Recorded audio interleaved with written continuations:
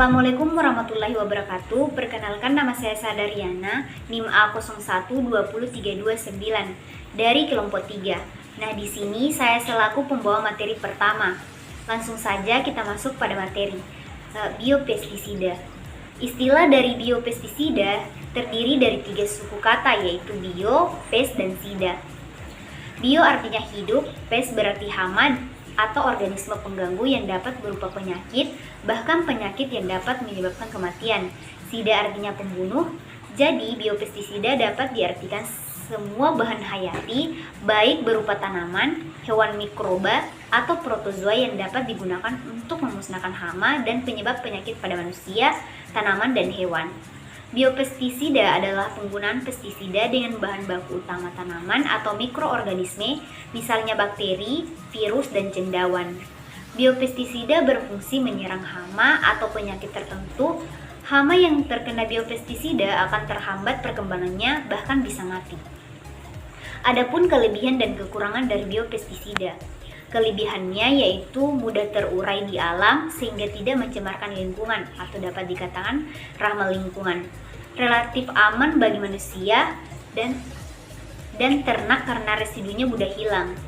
Tidak meracuni dan merusak tanaman. Dosis yang digunakan tidak terlalu mengikat dan berisiko.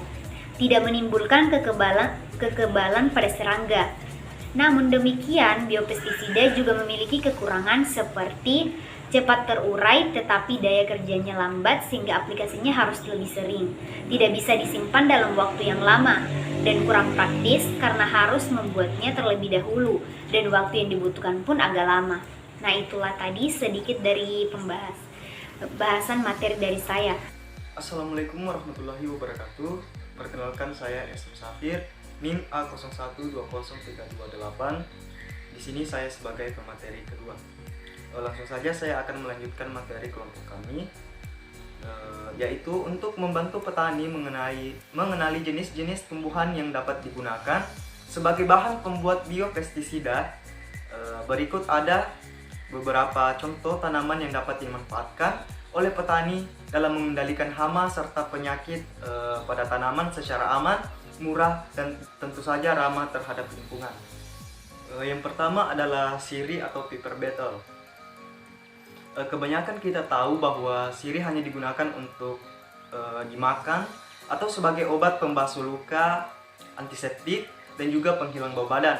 Tapi sebenarnya aroma dan rasa dari daun sirih yang khas ini ternyata kebanyakan tidak disukai oleh beberapa jenis serangga pengganggu seperti ulat, tungau, lalat buah, dan serangga pengganggu lainnya. Dengan campuran kapur barus, larutan sirih ini dapat mengendalikan beberapa jenis hama, terutama jenis kutu-kutuan seperti kutu daun, tungau, bana, ulat, dan sebagainya. Kemudian cara membuatnya itu cukup mudah, yaitu kita mencampurkan daun sirih dengan sedikit campuran kapur barus, kemudian tambahkan sedikit air, lalu larutan tersebut dioleskan pada tanaman menggunakan kuas atau juga dapat disemprotkan langsung kepada tanaman yang dihinggapi serangga pengganggu. Baik, mungkin itu saja materi yang dapat saya sampaikan. Assalamualaikum warahmatullahi wabarakatuh. Perkenalkan, nama saya Aina Nurpangasi, NIM A01203335, Prodi Agribisnis. Baik, di sini saya sebagai pemateri ketiga yang akan melanjutkan materi yang teman saya sudah baca tadi, yaitu tentang buah mengkudu. Buah mengkudu merupakan tumbuhan yang biasanya tumbuh di daerah sekitar pekarangan rumah. Mengkudu merupakan tanaman tropis yang termasuk dalam famili Rubiaceae. Tinggi tanaman mengkudu bisa mencapai 4-6 meter dengan daun hijau lebar dan berbuah sepanjang tahun. Mengkudu sejak lama sudah dikenal sebagai tanaman yang memiliki banyak manfaat, terutama buahnya. Hampir semua bagian dari tanaman mengkudu bisa dimanfaatkan seperti akar, kulit, daun, dan bunganya yang berguna bagi kesehatan manusia. Pengaruh ekstra buah mengkudu terhadap perkembangan keong emas pada tanaman padi sebagai sumber belajar biologi dalam diaplikasikan dalam pembelajaran biologi kelas. Pokok bahasan proses dan produk teknologi ramah lingkungan. Proses ekstraksi buah mengkudu didahului dengan pengambilan ekstra dengan cara di blender. Ekstra buah mengkudu dihasilkan dari buah mengkudu yang sudah matang kemudian disaring dan ditempatkan pada wadah khusus ekstra buah mengkudu. Ekstra yang dihasilkan kemudian dicampur dengan air sebanyak 1 liter. Konsentrasi yang digunakan dalam penelitian ini adalah 50 gram per liter, 100 gram per liter, 150 gram per liter, dan 200 gram per liter. Konsentrasi ekstra buah mengkudu 200 gram per liter dianggap sebagai konsentrasi tertinggi dalam penelitian. Mortalitas merupakan jumlah individu keongmas. Keongmas yang mati salah satu interval waktu. Keongmas merupakan hama yang banyak ditemukan di area persawahan, terutama sawah yang ditanami padi. Keongmas ini merusak tanaman dengan cara memakan batang tanaman padi sehingga banyak tanaman padi yang mati. Sekian dan terima kasih. Assalamualaikum warahmatullahi taala wabarakatuh. Perkenalkan, nama saya Resdiana, NIM 01203332, sekaligus pemateri keempat. Jadi langsung saja. Yang ketiga ada daun sirsak, Annona muricata. Buah dan daun sirsak merupakan buah yang sejak dahulu dipercaya memiliki khasiat sebagai penstabil tekanan darah pada manusia. Dapat digunakan sebagai obat alami untuk mengobati tekanan darah tinggi, dalam kurung hipertensi, asam urat, reumatik, bahkan kanker payudara. Buah sirsak juga dapat diolah menjadi jus atau minuman segar lainnya yang berkhasiat untuk menjaga kebugaran dan melancarkan pencernaan.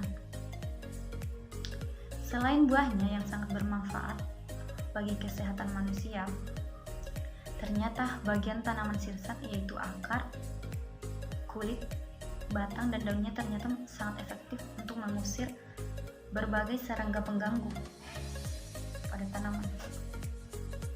Daun sirsak mengandung bahan aktif anonain dan resin yang sangat efektif untuk mengendalikan hama kutu daun dan hama blast, yaitu daun kering akibat bakteri pada tanaman padi dan jagung. Adapun cara mengaplikasikannya itu cukup mudah. Daun sirsak dihaluskan dan ditambah bahan perekat, kemudian disemprotkan pada tanaman yang sudah terlihat terkena serangan hama atau penyakit tersebut. Bahkan berdasarkan pengalaman beberapa petani di Jawa Barat dan Jawa Tengah, daun sirsak juga mampu meminimalisir serangan hama tikus pada lahan sawah. Caranya pun sangat mudah. Cukup menancapkan cabang dan daun sirsak yang masih segar di sela-sela tanaman padi dengan jarak 4x4 meter. Aroma daun sirsak segar ternyata tidak disukai oleh tikus, sehingga mereka akan menjauh dari tempat tersebut. Mungkin cukup sekian materi yang bisa saya sampaikan. Lebih dan kurangnya mohon dimaafkan. Wabillahi taufiq wal hidayah. Assalamualaikum warahmatullahi wabarakatuh. Assalamualaikum warahmatullahi wabarakatuh. Perkenalkan, nama saya Muhammad Gun Gunawan S, NIM A01203330. Selanjutnya yaitu daun pepaya. Pepaya merupakan salah satu jenis buah favorit yang sangat mudah didapatkan di pasar atau kios buah. Kandungan vitamin C-nya yang cukup tinggi sangat baik untuk menjaga kesehatan dan kebugaran tubuh. Begitu juga dengan daunnya, dapat dijadikan obat pencegah penyakit malaria, keputihan, dan melancarkan air susu ibu. Bukan hanya untuk keperluan manusia, seluruh bagian tanaman pepaya mulai dari akar, batang, dan daunnya telah teruji dapat mengendalikan hama keongmas yang menyerang tanaman padi, yang jika tidak dikendalikan dapat merusak seluruh area pertanaman padi yang bisa menyebabkan gagal panen. Getah papain yang terkandung dalam seluruh bagian tanaman pepaya dapat membunuh berbagai jenis moluska yang sering menyerang tanaman padi. Penggunaan biopestisida terhadap tanaman pepaya ini juga sangat mudah. Bisa dihaluskan dan dicampur air, kemudian disemprotkan pada tanaman padi.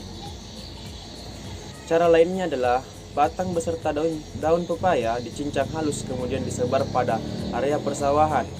Larutan ini juga dapat digunakan untuk mengendalikan moluska dan nematoda yang menyerang tanaman sayur-sayuran.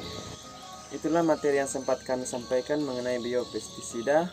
Semoga video ini bermanfaat untuk kita semua. Saya akhiri, wassalamualaikum warahmatullahi wabarakatuh.